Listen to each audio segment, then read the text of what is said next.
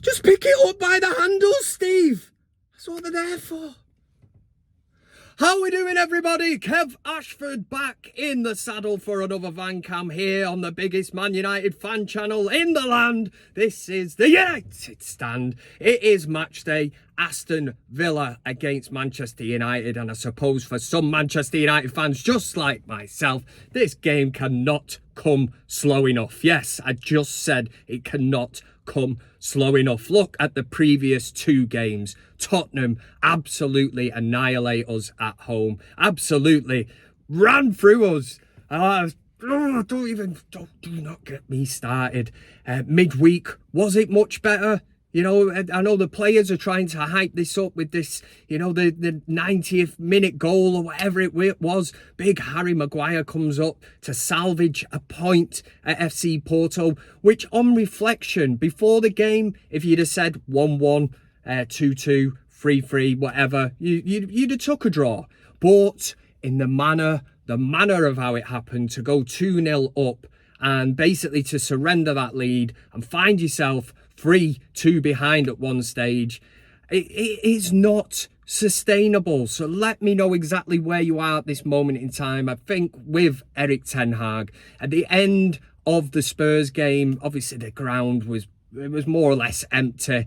I think, you know, I'd say the hardcore, even people like me who have backed Erik ten Hag, have always said give him this season. If it doesn't work out, then let's call it a day. Let's call it quits. But even me, and that is saying something, man. Even I, at this point in time, I'm absolutely sick and tired of what is happening at this football club. I said, let him work under the structure, let him work under Ineos, let's see how it develops. But, you know, I'm not seeing anything. And Ten Hag himself, I mean, the substitutions he's starting to make are absolutely baffling, man. I mean, you look at Porto midweek, for instance. Marcus Rashford has one of the best 45 minutes I've ever seen, especially over the last couple of years, and he brings him off, you know, and he wasn't injured. Now, there's something going on behind the scenes there. Maybe something was said at half-time. It's absolutely baffling.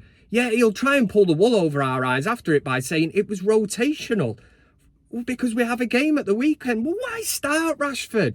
You know, on reflection, he probably didn't even deserve to start that game, but he did.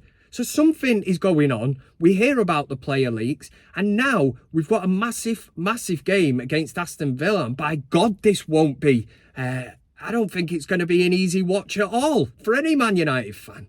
The excuses Erik ten Hag had last season, and I subscribe to the theory that at the back, yes, we had a number of key injuries. Ten Hag now has the team more or less that he wanted. A lot of the players that are now not performing out on that field are his players. Why is the message not getting through? Spurs, I've never seen a team so disjointed. It looked like literally a minibus had picked up a team of players, random people that were just stood out on the street, put them on that pitch and said, go on, lads, you know, let's play ball. You know, there was no understanding. Nobody seems to know what is going on. And Bruno Fernandes, what's going on with him, man? You know, sent off against Spurs. Yes, it's been rescinded and he will be able to play. At the same time, it's a key area of the midfield, that number 10 role. And we could have mixed it up for 3 games, but no, that has been rescinded. So Ten Hag will continue to pick him. Why? What? Because he's the captain? Shouldn't come down to that. It really shouldn't. You know, we found ourselves in a situation with Harry Maguire. The manager has to be big enough then. Take the captaincy off him. Who's asked? Bruno Fernandes might be asked. Fair enough. But it isn't working. So why continue to do the same thing over and over and expect different results when it's not working? It really, the team selection for Aston Villa today is going to be so interesting to see. The main one is going to be, is Marcus Rashford going to be in the starting 11? If he's not, I think we know that there is a major problem between manager and player. And how does that work out? Well, Manchester United, we know that in the past, player power is there. And are they really going to back Erik ten Hag over Marcus Rashford? I can't see it. I really can't. As much as that pains me to say it, I would rather see the manager getting his ideas over, and basically being the strict disciplinary wise. That's what I'm trying to say. Disciplinarian. That's the one. That's the word that I was looking for. We'll edit that out. We won't. We'll leave it in. Funny. Put it in the outtakes. DVD for Christmas.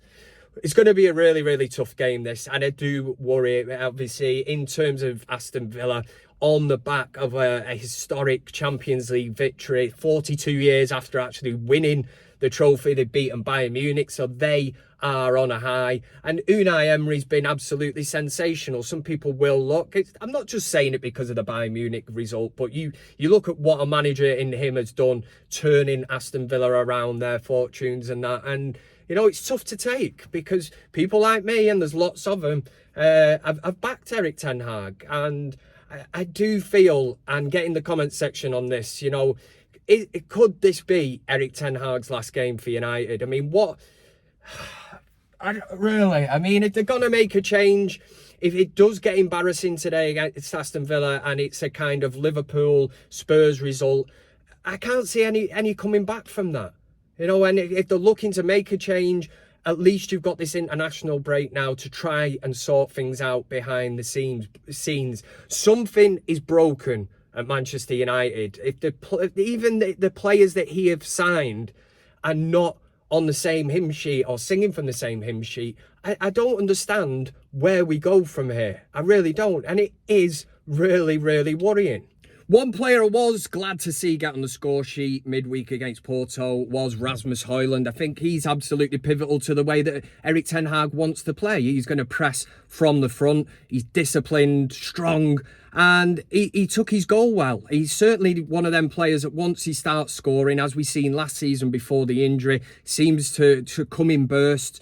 So that's great for him on a personal level, also for United as well. Because I think a lot of people are getting fed up of seeing the false nine. But the number 10 area is where it is key. And I like Xerxes. Personally, I would try him in that number 10 role, get him in and around Højlund, because he will make things happen. He is not a selfish player. He's not the kind of player that's going to be looking for Hollywood passes. Ahmad was quiet midweek, but Ahmad and Garnacho would be the kind of wingers or outside forward players or whatever you want to call it. So that would be my front three.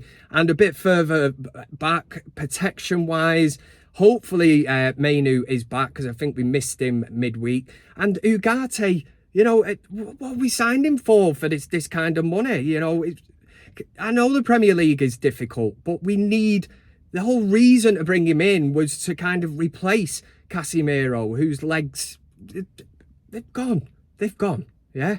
And at the back, you have got a massive, massive call to make. On the previous two showings of Spurs and against Porto, I'm not starting Martinez and I'm not starting De Ligt. Let's go off current form and let's go with a bit of experience then. And I can't believe I'm saying this, but Johnny Evans and Harry Maguire would start at centre-back for me. Mazraoui stays at right-back and Dalot left-back. And hopefully we get Luke Shaw back after the injury, the international week. Because we have missed him. Will he make a big difference? I think he will down that left-hand side.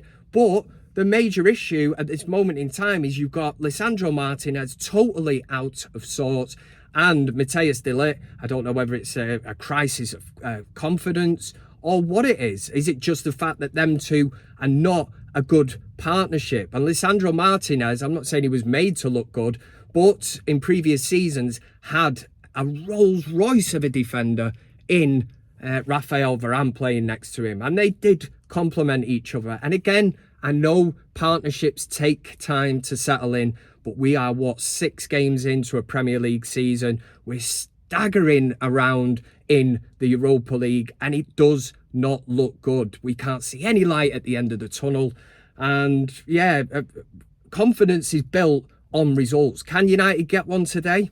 I tell you something, it would be bloody typical of, well, I say bloody typical because I want United to win this game. I am not one of them knobheads that it was going down this route of, I want to get beat by Porto and I want to get beat by Villa at the weekend heavily to get rid of Ten Hag, you know, because I love my club. Oh, do you? You love your club, do you? You want to see, well, I don't care. If you want rid of the manager, backing against your own team and actually settling down to watch them just to see them and want them to get beat, how dare you? That's what I would say. I'm gonna leave it there anyway. Make sure to finger that like button, get in the comment section, let me know, are you Erik Ten Hag in, are you Erik Ten Hag out, or are you just at that point where you're ready to press the panic button? But either way, as always, get behind the team, we support them and we see what happens. But I am not looking forward to this one at all. But at the same time, when it comes down to the FA Cup final, very nervous, you know, I thought we were going to get absolutely spanked, and somehow them players played in a system and did it bloody brilliantly, and we lifted the FA Cup. But I'm not living in the past. It's all about now.